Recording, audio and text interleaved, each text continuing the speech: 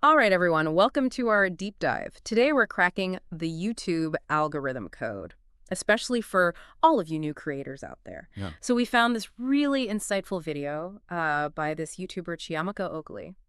And she's basically sharing the wisdom she's gathered from her own experience, but also, and this is what I find really interesting, what she teaches to her students as well. Yeah, and the best part is she doesn't just talk about making great videos, which we all know is important.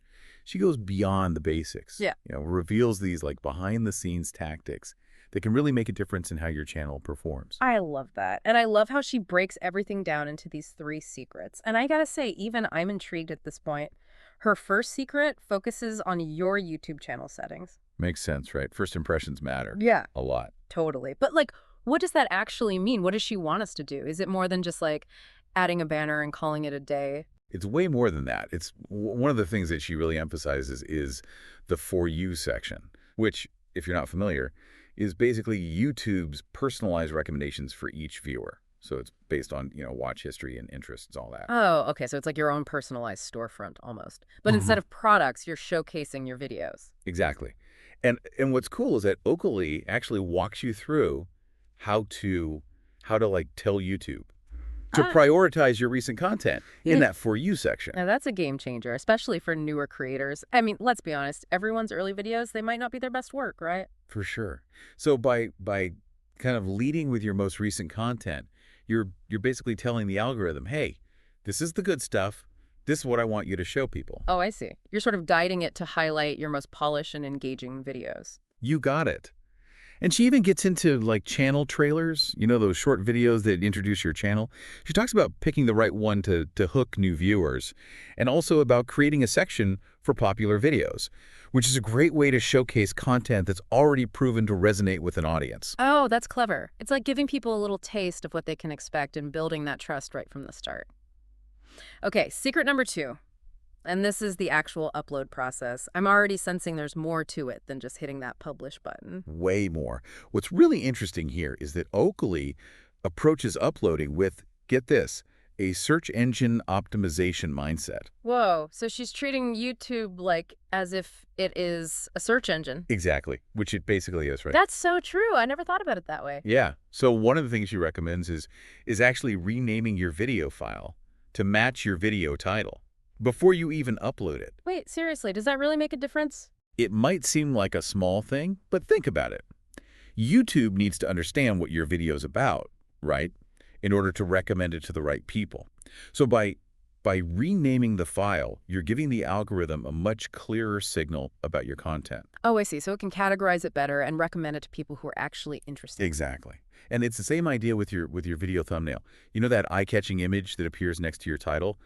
She suggests renaming that file too to match your video title. Okay, so it's all about consistency and giving YouTube as much information as possible to work with. That's it. You're basically making it easy for them to find you. This is blowing my mind. So it's not about tricking the algorithm, it's more about working with it, helping it understand your content better. Exactly. Which brings us to secret number 3, which is all about what to do after you hit publish. And this is where things get really, really interesting. Okay, this I gotta know. Because I think we've all been there. You put so much work into creating a video. You upload it and then crickets. It just disappears into the void. Oh, the dreaded void, yeah.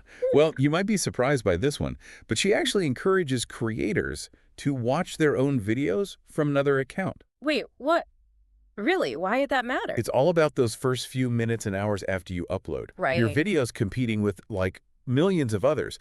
So by engaging with your own content, you're kind of signaling to YouTube that there's activity happening. Oh, so you're giving it a little boost in those early stages before it gets lost in the sea of other videos. Exactly. You're showing YouTube that your content is worth promoting and highlighting to others.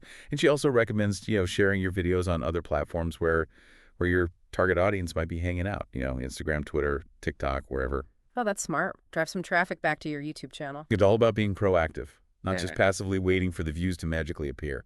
I love that. Be your own biggest advocate. Right, so that's 2 secrets down. What about the third one? Well, that's where we'll pick things up after a quick break. Sounds good. Stick with us, folks. We'll be right back with Okuli's final secret. Welcome back, everyone. Before we jump into Okoli's final secret, I wanted to circle back to something we were talking about earlier, the For You section. Oh, yeah, right. That personalized recommendation engine YouTube has. It's like if you want your content to get discovered, that's like prime real estate. Totally. And Okoli had some pretty interesting tips about, how creators can optimize that section, especially like new creators. Do you remember what she was saying about that? Yeah, she's talking about basically telling YouTube to like prioritize your recent content for that section, Oh, yeah. which makes sense because when you're first starting out, your early videos might not be your best work. Right. Absolutely. But it does bring up an interesting question, though. What about creators who have older videos that they're still really proud of? Should they just get buried, just because they're not the newest? That's a good point. Like, what if you have an oldie but a goodie? What's your take on that? Yeah, it's tricky. You want to put your best foot forward, but you don't want to disregard videos that might still be valuable. I think Oakley actually suggested creating playlists as a way to organize and highlight your best content, regardless of when it was uploaded. Playlists. That's such a good idea. You can group videos by theme or topic, make it easier for people to find what they're looking for. Right, and playlists can also help boost your channel's overall watch time, which is another really important ranking factor for the algorithm. Oh, that's right. I forgot about that. Speaking of watch time, wasn't Okoli also saying something about engaging with your own video, like right after you upload it? Didn't she even mention leaving comments like from another account? She did, yeah. And I know it sounds a little weird, but remember those first few moments after you hit publish? They're crucial. That's when you need to signal to YouTube that your video's, worth watching, that people are engaging with it. Oh, I see. It's like jump-starting those views and comments, even if Yeah. it's you doing it yourself at first. Exactly. You're giving your video a little nudge. And of course, encourage your friends, family, fellow creators to check it out too. Leave a comment, share it on social media, all that good stuff. Oh, that's right. Yeah. Build that initial momentum. Show YouTube it's worth promoting. Didn't she also talk about sharing it on other platforms where your audience hangs out? Yep. Think about, like, where are the people who are most likely to enjoy your content? Are they on Instagram, TikTok, Twitter? Share it there. Drive traffic back to your channel. Introduce yourself to a whole new audience. Oh, love it. Cast a wider net. It's amazing how much strategy goes into this. Like it's really not just about making great videos, it's understanding the platform, like Yeah. working with it strategically. 100%. That's something she really hammered home in her video. It's that combination of, creativity and that data-driven decision making. Oh yeah, for sure. Speaking of data, didn't she also dive into the specifics of like renaming video files and thumbnails? Like before you even upload them? She did. Yeah, it's one of those little details a lot of people don't even think about.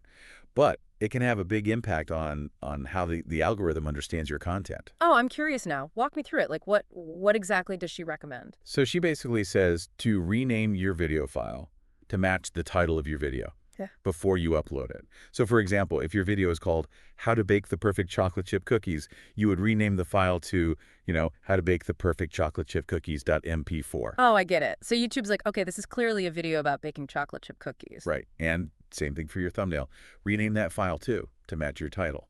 Just consistency, clarity, it all ties together. Yeah, it makes it super easy for YouTube to understand what it's all about and then ultimately recommend it to the right people. Exactly. And that brings us back to Oakley's main point. You're not trying to trick the algorithm. You're working with it. It's like understanding how it works to your advantage. Exactly. And that leads us to Oakley's third and final secret.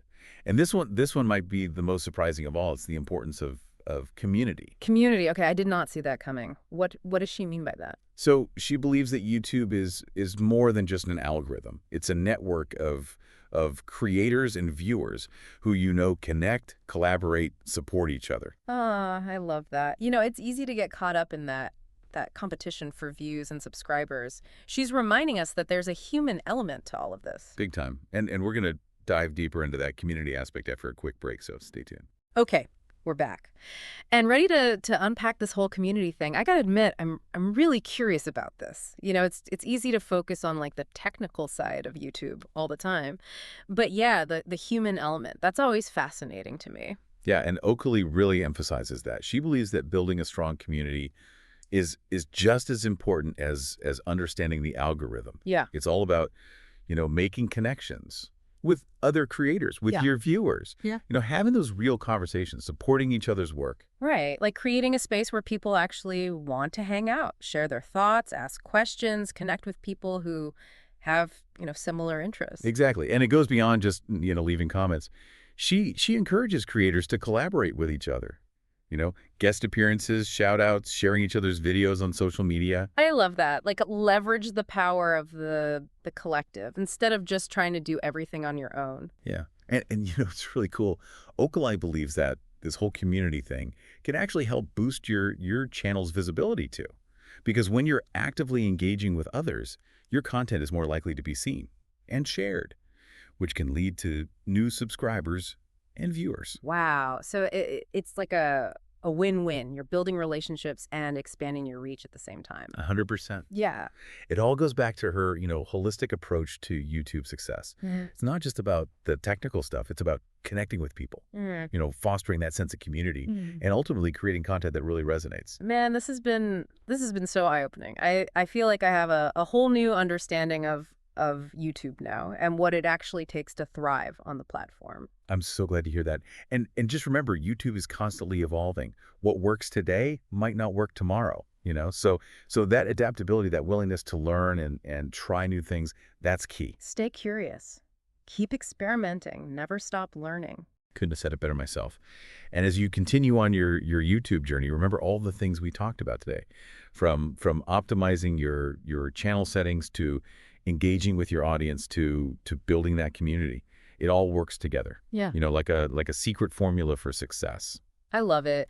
And here's a final thought for everyone to chew on. We talked a lot about what to upload and how to optimize your content, but what about the timing of your uploads? Like, does it actually matter when you hit publish? Something to think about as you navigate the YouTube world.